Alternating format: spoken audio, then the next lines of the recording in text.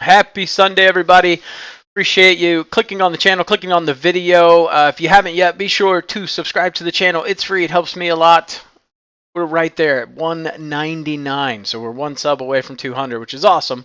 If you guys are here for the football content, use the little timestamps down below and just click the NFL. So we're going to cover all the baseball games like we normally do, but all my NFL plays are at the bottom. Like I said, just use the little time link. Go to Best Bets. You'll find all the NFL plays. But if you love listening to baseball, grab a book. We're about to get into this. Let's jump into the recap. Wasn't pretty. A little unlucky. The ninth inning has been kicking my ass over the past 10 days. I've never lost so many games. I've never seen so many blown games in the ninth inning. It's been a little ridiculous. All right, Tampa Bay, Cleveland, under 8.5. Easy win there. Houston, Los Angeles. So many opportunities to score runs. So many runners left on base. They hooked us at 8.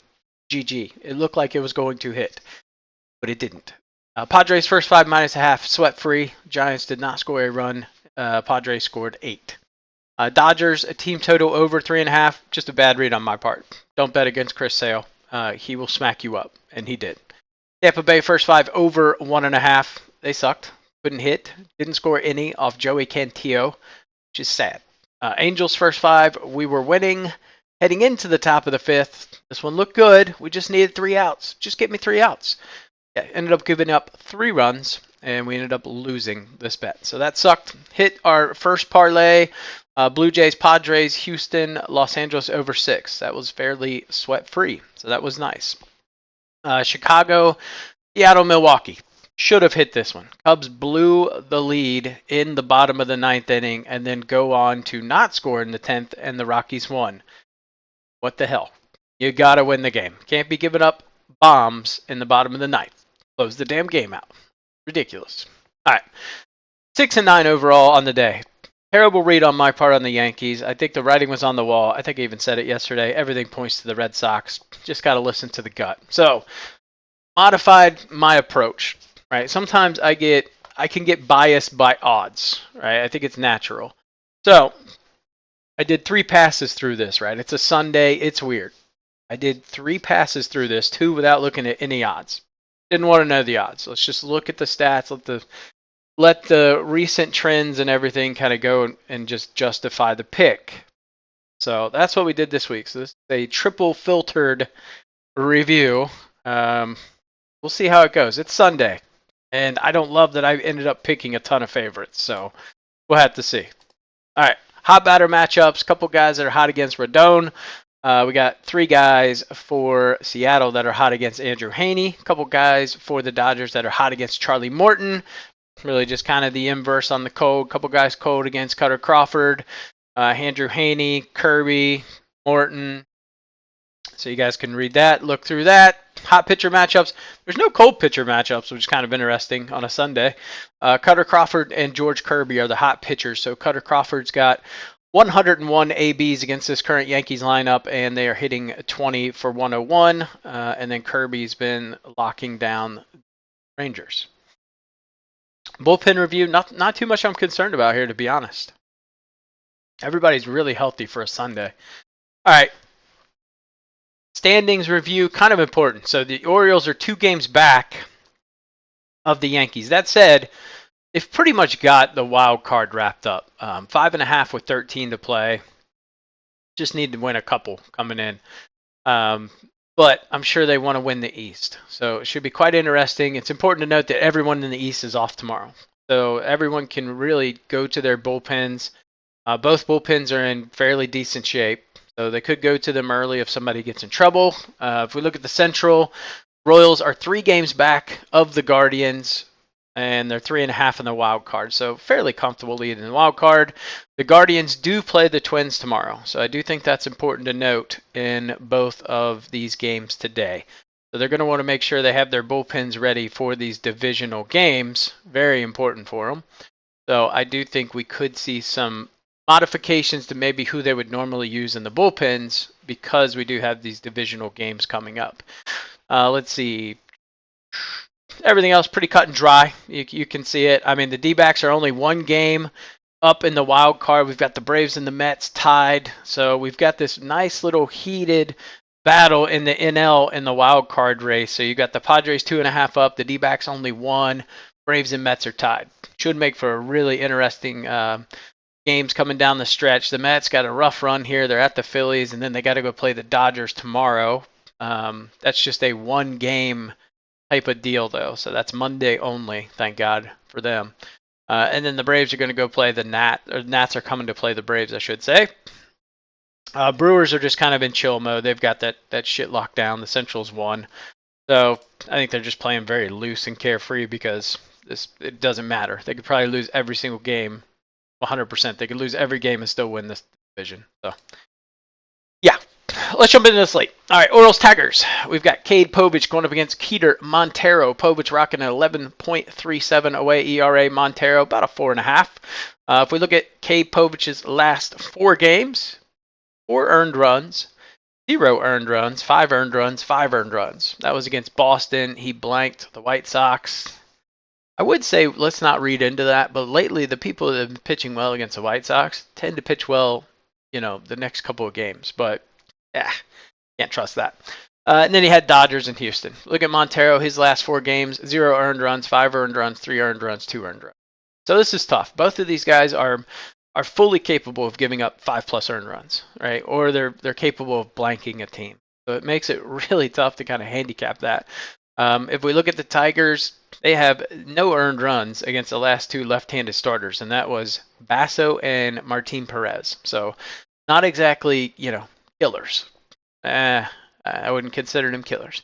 If we look at Montero, 3 earned runs in his last 3 home starts, 3 earned runs. All 3 came against the Angels. So kind of interesting there. Povich, 9 earned runs in his last 2 away games, and that was against Boston and the Dodgers. Makes it kind of hard to handicap because they've been playing some pretty hard teams. But I do like the over, and I like the Orioles in this spot.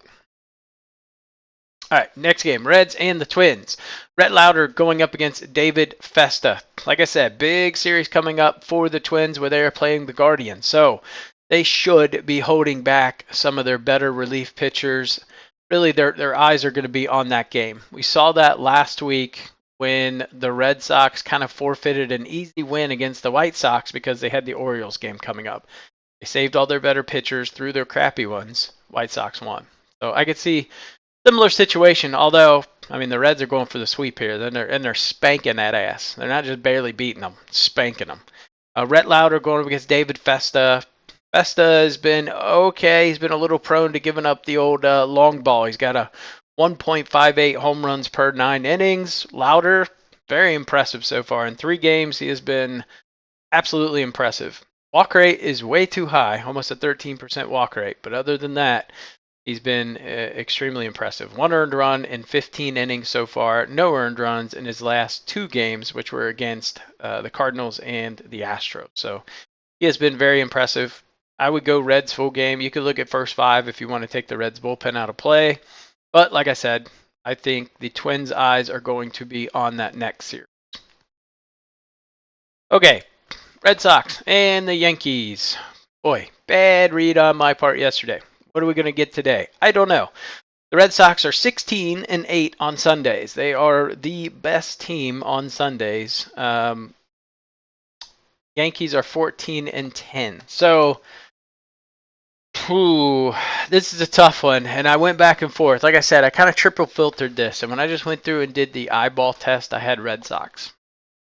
And when I go back and dig deeper into the numbers and really start analyzing this and truly handicapping it, I come up with Yankees. So, a little PTSD from yesterday. Yeah, I'd tell you the same exact thing. There's more value on taking the Red Sox. So, we'll have to see. We look at Rodon, about a 3 home ERA. Crawford, about a 4 away. Rodon has faced this team 2 times already. 11.1 innings, 12 hits, 7 earns, 14 Ks. That said, Rodon has just got a little chip on his shoulder. If you're not aware, he got sent to the bullpen. He wasn't happy about it. Came in, pitched 2 really good games. They ended up taking Marcus Stroman, throwing him in the pen. So now Rodon is back in the lineup. So I think it's a fluid situation where that could change, right? Could be Stroman back in, Rodon to the bullpen. So he knows he's kind of pitching for a spot in the bullpen or in the starting rotation every week. All right. Crawford, I just don't love Carter Crawford, we're being honest. He kind of scares me a little bit. He's already faced this team 3 times this year. 17 innings pitched, 15 hits, 8 earned. Yeah, I mean, his best game was at Yankee Stadium this year. He gave up no earned runs, 11 earned runs in his last 3 away games. So that gives me some cause for concern. And again, like I said, I love the bounce back factor. You give me a big L, usually that team that got their butts kicked come back and win the next game. Just feel like the Yankees had the pitching advantage, so I'm going to go with them. But not a game I'm going to invest heavy in, that's for sure. All right, Marlins Nats. Ugh. Don't bet this game. Nats aren't worth minus 185. I would take them today. Aller, basically a 5 away ERA. He's kind of really showed his true colors over the last 2 outings. Given up 10 earned runs in the last 2 outings. Look at Mackenzie Gore. He's already faced this Nats team or Marlins team 2 times this year. 13 innings pitched, 6 hits, 2 earned runs, 19 Ks. So he's absolutely dominated them. He's been pitching really well at home lately. He's only given up 6 earned runs in his last 4 games, 4 earned runs in his last 3 home games. And that was against the Braves, the Yankees, and the Angels. So I know the Marlins are the superheroes on Sundays, but like I said, I think Adam Oller is going to give up some runs today. So I would lean Nats, but I'm not going to touch this game. Marlins on Sunday, I'm just like, I'm good, man. I'll walk away. Don't want to touch it. All right, Mets, Phillies.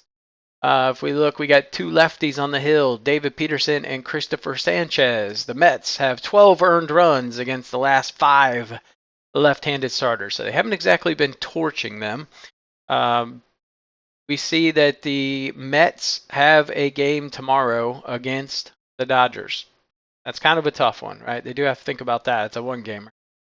Peterson, we saw him finally get hit around a little bit in his last outing. So he's got a 4.93 expected ERA, 2.98 ERA. I think he's still due for another hit around start, and this is probably the day it happens. But look at Sanchez, been very solid at home. He's got a 2.11 home ERA. Peterson's got a 3 away ERA, so pretty good for both. If we look at Sanchez, got a 4.26 career ERA versus the Mets since 2022. So they have been able to get to him a little bit.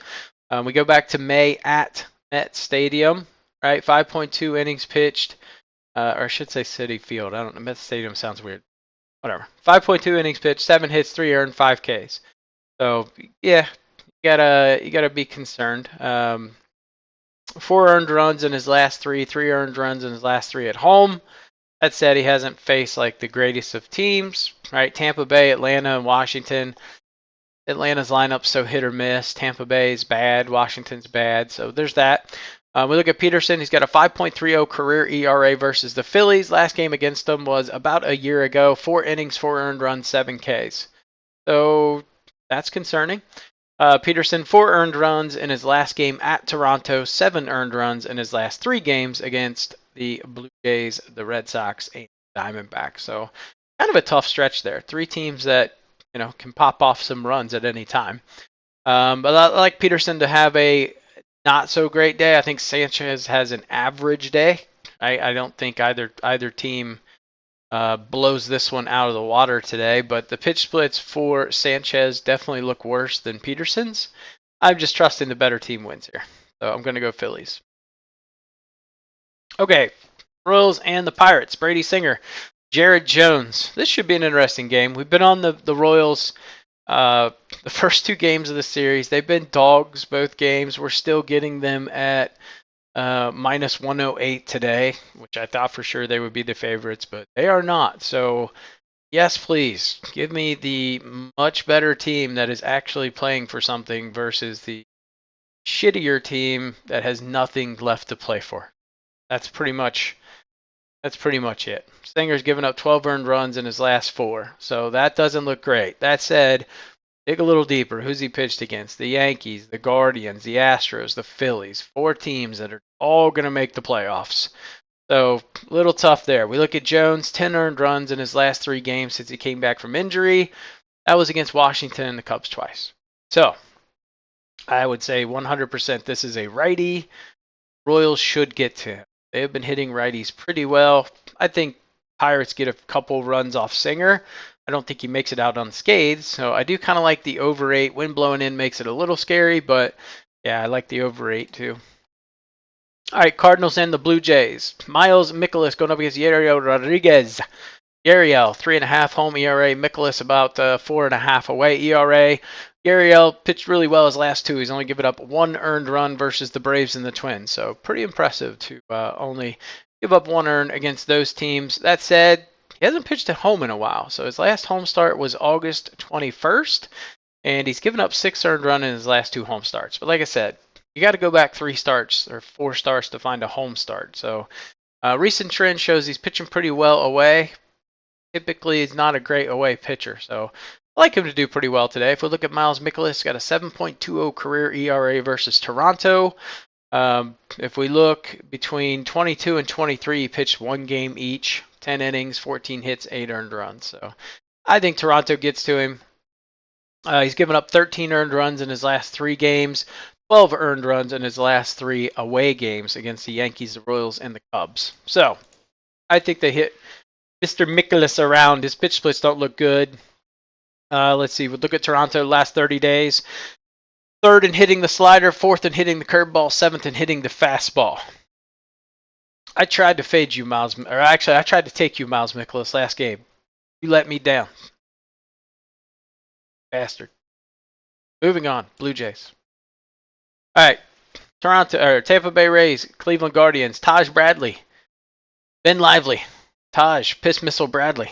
Been giving up run after run after run. He's given up 3 or more earned runs in his last 8 starts. That said, he did face this Cleveland team in July, kind of right before this stretch started, and he pitched beautifully. Went 7 innings, 5 hits, no earned runs. We look at Ben Lively, 2+ earned runs in 7 starts. Right, I'm not counting his last start because he pitched only 2 innings against the White Sox and left the game. So omitting that, 7 straight starts at 2+ earned runs. So we've got a guy that's given up 3 earned runs in every start over the last 8 against a guy that's given up 2 earned runs, 7 straight starts. Kind of makes you want to lean towards the over. It's really weird that the over is 8 and the wind's not blowing in. I could see it if there was a strong wind blowing in. We're getting over 8 with 2 pitchers that are averaging 5 earned runs. Really weird. This is a Sunday trap.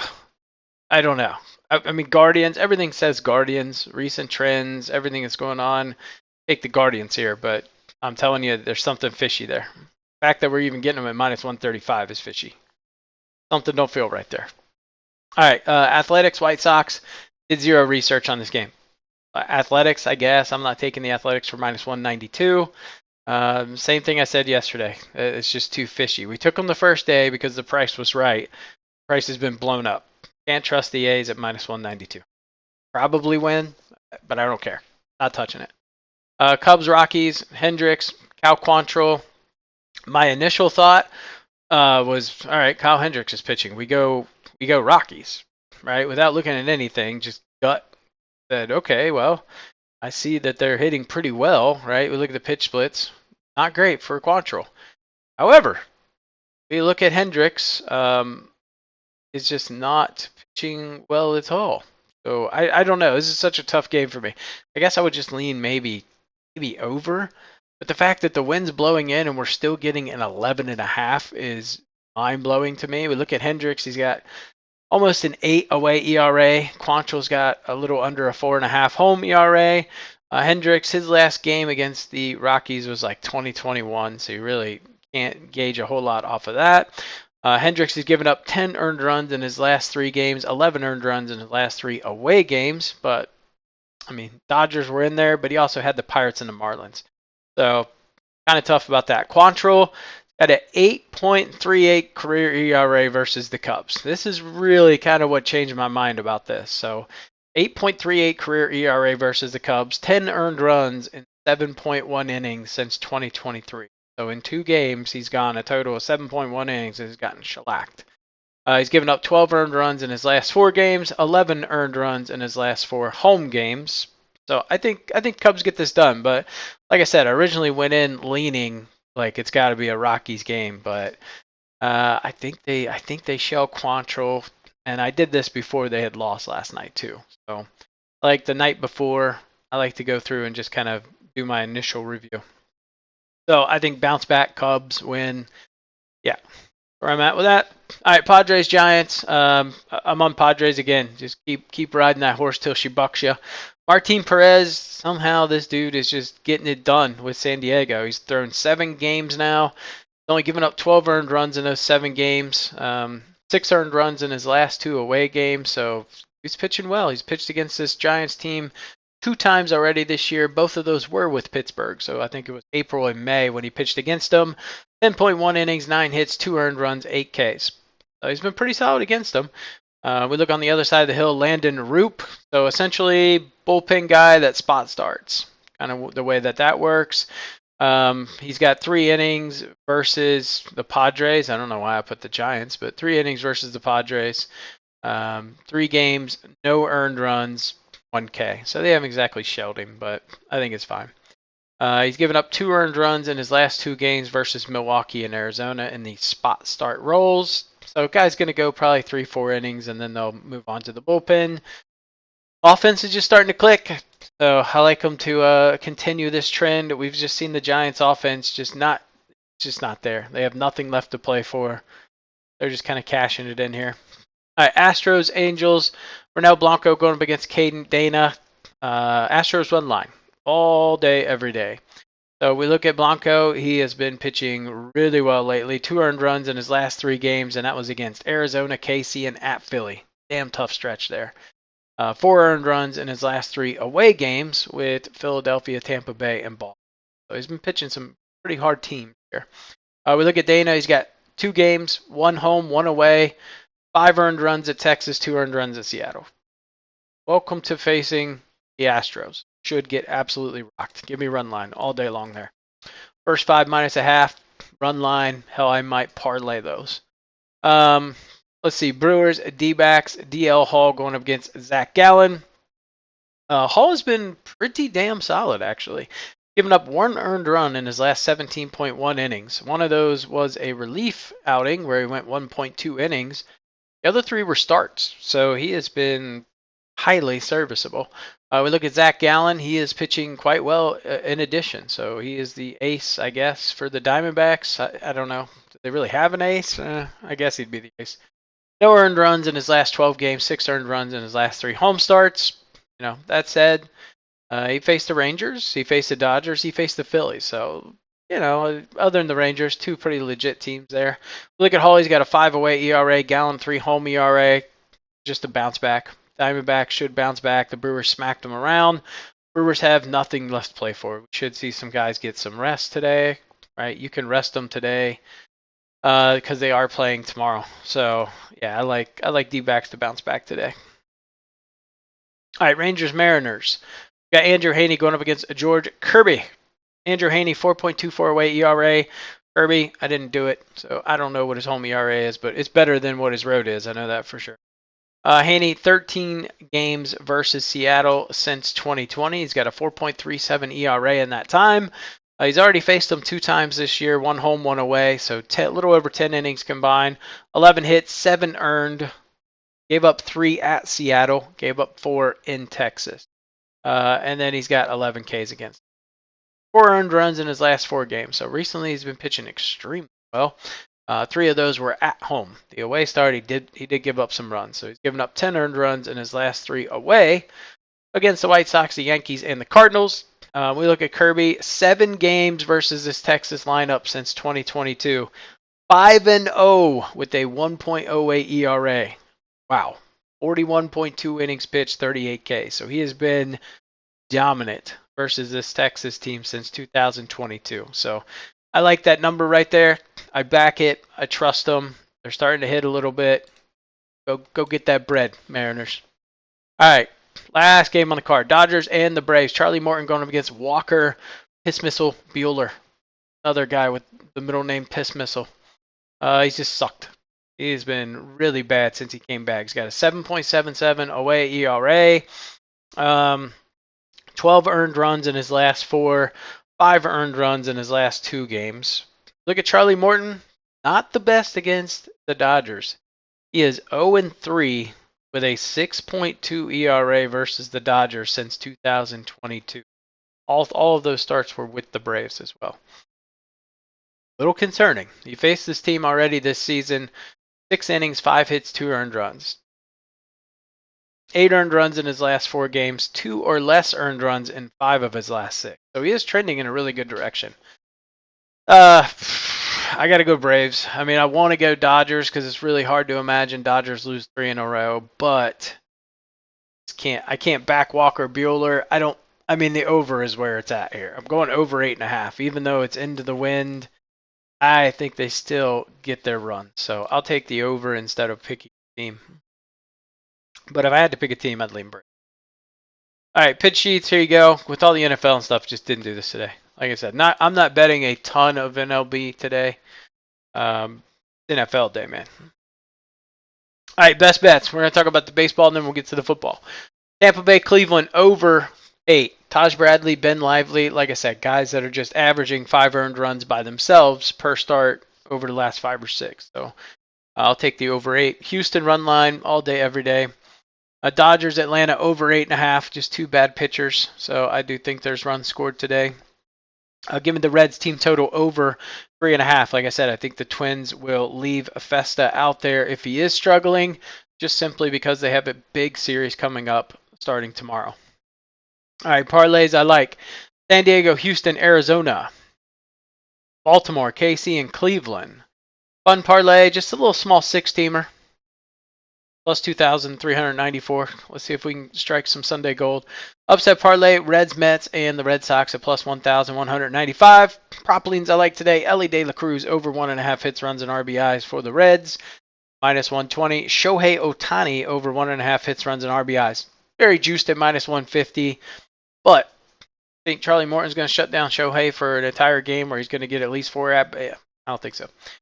Ibanez under 1.5 hits, runs, and RBIs for the Tigers. Minus 120. Max Muncy to get a hit at minus 125. Went 0 for 4 yesterday. System play. I think he gets a hit today. It's minus 125.